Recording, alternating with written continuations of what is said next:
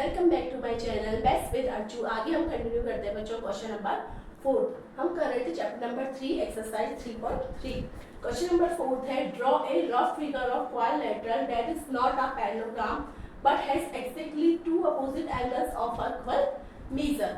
हमें ऐसा क्वाड्रिलेटरल बनाना है जो पैरेललोग्राम नहीं है लेकिन उसमें टू अपोजिट एंगल इक्वल है। तो देखिए हमें रफ फिगर ड्रॉ करें।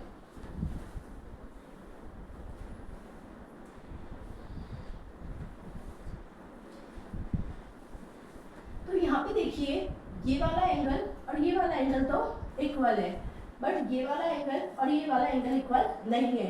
इसलिए ये तो बोला exactly two opposite angles equal है। इट्स मींस ये दोनों एंगल्स इक्वल है बट ये दोनों एंगल इक्वल नहीं है।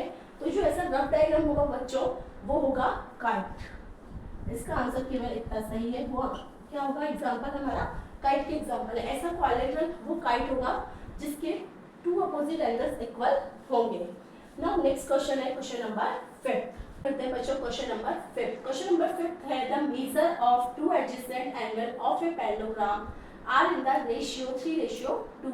Find the measure of each of the angle of the parallelogram. तो यहाँ हमें पैरेललोग्राम गिवन है जिसके हमें एडजेसेंट एंगल का रेशियो गिवन है। सबसे पहले तो बच्चों को पता होना चाहिए एडजेसेंट एंगल क्या होते हैं।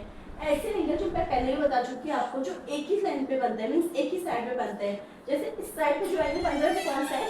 ए और बी। इस मींस ये एडजेसेंट एंगल है। बी और सी ये भी एडजेसेंट एंगल है। सी और डी ये भी एडजेसेंट एंगल है। ए और डी ये भी एडजेसेंट एंगल है। अगर हमें एडजेसेंट एंगल की वैल्यू फाइंड आउट हो जाएगी तो इजीली हम सी जैसे हमने ए और बी की वैल्यू फाइंड आउट कर ली तो सी और डी की वैल्यू भी फाइंड आउट कर सकते हैं, क्योंकि एंगल ए इक्वल टू किसके है? एंगल सी के। ऐसे ही एंगल बी इक्वल टू किसके है? एंगल डी के। तो सबसे पहले हमें गिवन क्या है बच्चों? गिवन है हमको रेशियो गिवन है A/, B equal to given है 3:2। Let angle A equal to कितना हो जाएगा बच्चों?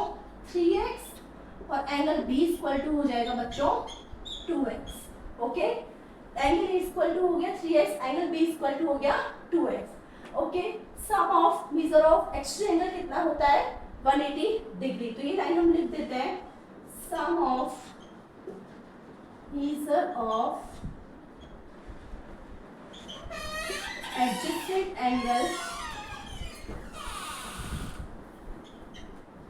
Equal to 180 degree. तो क्या हो जाएगा?